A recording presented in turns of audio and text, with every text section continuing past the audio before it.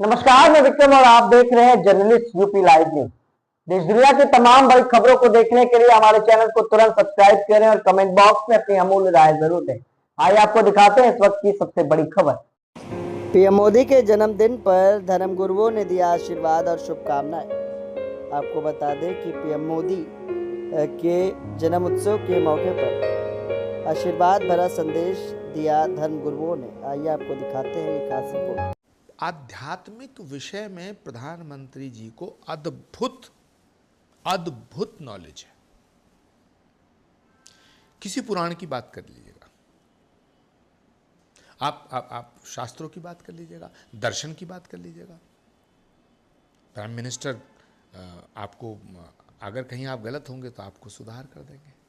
और ऐसा तो मुझे नहीं ध्यान है कि, लेकिन मैं जो बात कर रहा था उसका उन्हें पूरा ज्ञान था, बोध था। किसी भी शास्त्र पे, दर्शन पे, वेद पे, पुराण पे, श्रीमद् भागवत गीता पे, रामचरितमानस पे, वाल्मीकि रामायण पे, मतलब उनको पूरा ऐसा नहीं को पढ़ के बोल रहे हैं ना। मुझे नहीं लगता कि इस दुनिया में ऐसा कोई विषय है जिसमें प्रधानमंत्री, मुझे लगता है प्रधानमंत्री सब विषयों में पारंगत है। वो युग पुरुष हैं, वो इस देश को विकसित राष्ट्रों में खड़ा करने के लिए आए हैं। और हमें तो यूँ कहें कि ऐसा प्रधानमंत्री होना, बहुत प्रधानमंत्री हुए और बहुत होंगे, पर ऐसा प्रधानमंत्री इस देश को मिलना, इसलिए नहीं कि वो बागेश्वर धाम गए, इसलिए कि वो ऐसे हैं, ऐसा प्रधानमंत्री होना कठिन है। ऐसे विशाल हृदय, इतना अद्भुत विजन, इतना अद्भुत मिशन, इतनी अद्भुत विचारधारा, और विश्वामित्र के भारत को विश्वमित्र की भूमिका पर पहुंचा दिया। अब वो दिन दूर नहीं है, अगर ऐसे प्रधानमंत्री के हाथ में इस देश की बागडोर रहेगी तो भारत विश्व गुरु की यात्रा कर पाएगा, इसमें किंचित मात्र संदेह नहीं। यदि उनके वक्तव्य को देखें तो कभी भी आयुर्वेद और हमारी संस्कृति, परंपरा, मूल्यों से विरुद्ध आपको कभी मिलेगा नहीं। इवन वो कभी भी मॉडर्न मेडिकल सिस्टम के यदि स्थानों में भी जा कर के वो अपनी परंपरा के ही गीत गाते रहे, यानी इससे ये माना जा सकता है कि वह सिर्फ सभाओं में या वक्तव्य के रूप में परंपराओं की बात करने वाले व्यक्ति नहीं है, अपितु वो दिलों से और अपनी संवेदनाओं से, भावनाओं से और अपने इमोशंस के साथ में हमारी संस्कृति, हमारा योग, आयुर्वेद के प्रति जीने वाले व्यक्ति हैं। कि आयुर्वेद को हमें एविडेंस बेस्ड बनाना चाहिए। मोदी जी इस बात को बहुत बार कहते भी हैं कि आयुर्वेद को, यानी कि हमें आयुर्वेद को प्रामाणिकता के आधार पर उसको स्थापित करने का प्रयास करना चाहिए। जो हमारे एविडेंसेस हैं, जो रिसर्च है, आयुर्वेद में होनी चाहिए। वही बात वो आज भी कहते हैं। उसी संकल्प के साथ माननीय मोदी जी ने रिसर्च सेंटर की उन्होंने मतलब इसका उद्घाटन किया था। और आज हमें कहते हुए गर्व है कि आयुर्वेदिक औषधियों को एविडेंस बेस्ड मेडिसिन बनाकर के पूरे विश्व में स्थापित करने के लिए हमारा जो अनुसंधान संस्थान है एक बड़ा कार्य कर रहा है, एक बड़ी भूमिका निभा रहा है। मैं भारत के प्रधानमंत्री श्री नरेंद्र मोदी जी को जन्मदिन की बहुत बहुत हार्दिक शुभकामनाएं देता हूं। आपके नेतृत्व में राष्ट्र ने उस शिखर को पाया, आज सब हस्तप्रभ है।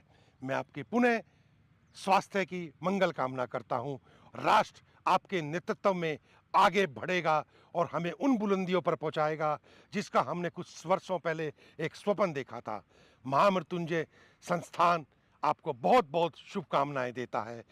माननीय नरेंद्र मोदी जी एक ऐसा व्यक्तित्व जिनके अंतःकरण में एक उपासक, प्रशासक और सच्चा शासक विद्यमान है। वे अत्यंत संवेदनशील हैं और उनके पास एक बड़ा चिंतन है, एक ऐसा चिंतन जिसमें शुद्धता है, चरित्र जिसमें उच्चता है और एक आचरण की पारदर्शिता। बारगाह गरीब नवाज से मैं हमारे देश के लोकप्रिय प्रधानमंत्री जनाब नरेंद्र मोदी साहब को उनके यौम पैदाइश की, जन्मदिन की बहुत बहुत मुबारकबाद पेश करता हूं। और बारगाह गरीब नवाज से मैं दुआ भी करता हूं कि अल्लाह ताला उनके उम्र इकबाल में बरकत अता फरमाए, उनको लंबी उम्र दे और उनको सेहतयाबी दे।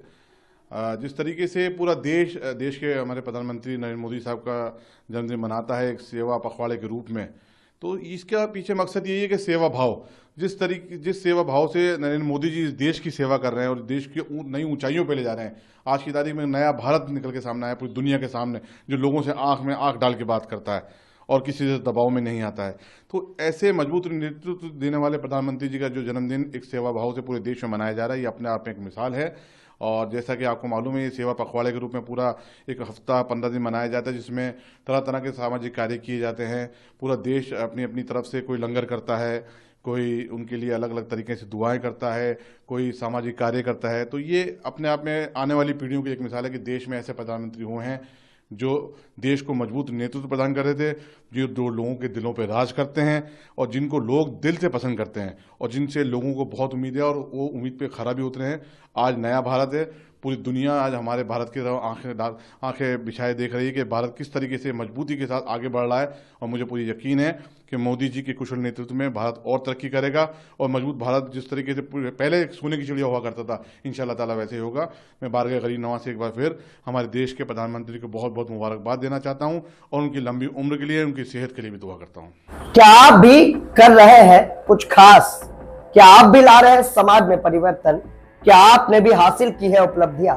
तो हमारे ताजा तरीन शो पॉडकास्ट में आप बन सकते हैं गेस्ट और बता सकते हैं अपनी जीवन यात्रा। जर्नलिस्ट यूपी लाइव न्यूज लगातार पॉडकास्ट एपिसोड में उन खास शख्सियतों से आपको रूबरू करा रहा है जो समाज में परिवर्तन लाए हैं, जिन्होंने समाज में अपना एक अच्छा मुकाम बनाया है और लोगों के लिए मिसाल बने। क्या आप भी समाज में परिवर्तन ला पाए? क्या आपने भी अपने जीवन में कोई मुकाम हासिल किया है? तो ये शो इंतजार कर रहा है आपका। नीचे दिए गए नंबर पे संपर्क करें और हमारे पॉडकास्ट का हिस्सा बने।